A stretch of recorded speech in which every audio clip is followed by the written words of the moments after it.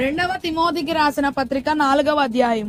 దేవుని ఎదుటను సజీవులకును మృతులకును తీర్పు తీర్చు క్రీస్తు యేసు ఎదుటను ఆయన ప్రత్యక్షత తోడు, ఆయన రాజ్యము తోడు. నేను ఆనబెట్టి చెప్పునదేమనగా, వాక్యమును ప్రకటించుము, సమయమందును అసమయమందును ప్రయాసపడము, సంపూర్ణమైన దీర్ఘశాంతముతో ఉపదేశించుచు ఖండించుచు గద్దించుము, బుద్ధి చెప్పుము.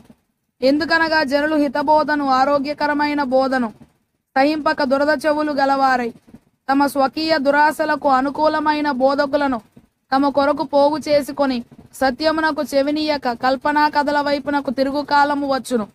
అయితే నీవు అన్ని విషయములలో మితముగా ఉండుము, శ్రమపడుము, సువార్తికుని పని చేయుము, నీ పరిచర్యను సంపూర్ణముగా జరిగించుము.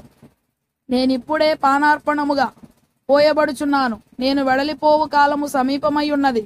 మంచి పోరాటము పోరాడి తిని, నా పరుగు కడముట్టించి తిని, విశ్వాసము కాపాడుకొంటిని. ఇక మీదట నా కొరకు నీతి కిరీటం ఉంచబడి ఉన్నది. ఆ దినమందు నీతిగల న్యాయాధిపతి అయిన ప్రభువు అది నాకు మాత్రమే కాకుండా తన ప్రత్యక్షతను అపేక్షించు వారికి అందరికీ అనుగ్రహించును.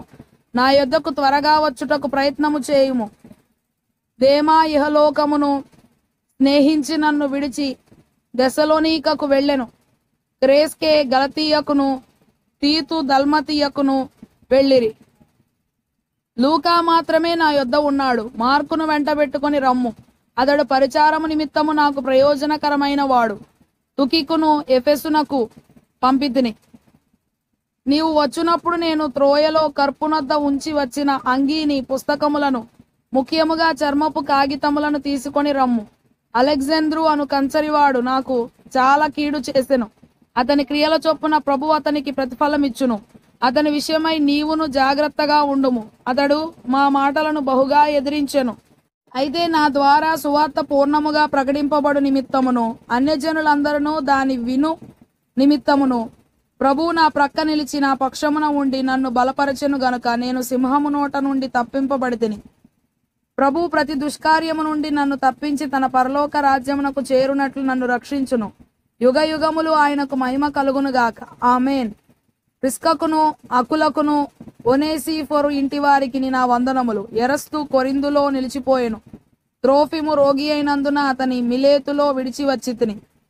శీతకాలము రాకమునుపు నీవు వచ్చుటకు ప్రయత్నము చేయుము. యుబూలు, పుదే, లిను, క్లౌదియయు సహోదరులందరూ నీకు వందనములు చెప్పుచున్నారు. ప్రభువు నీ ఆత్మకు తోడై ఉండును గాక. కృప మీకు తోడై ఉండును గాక.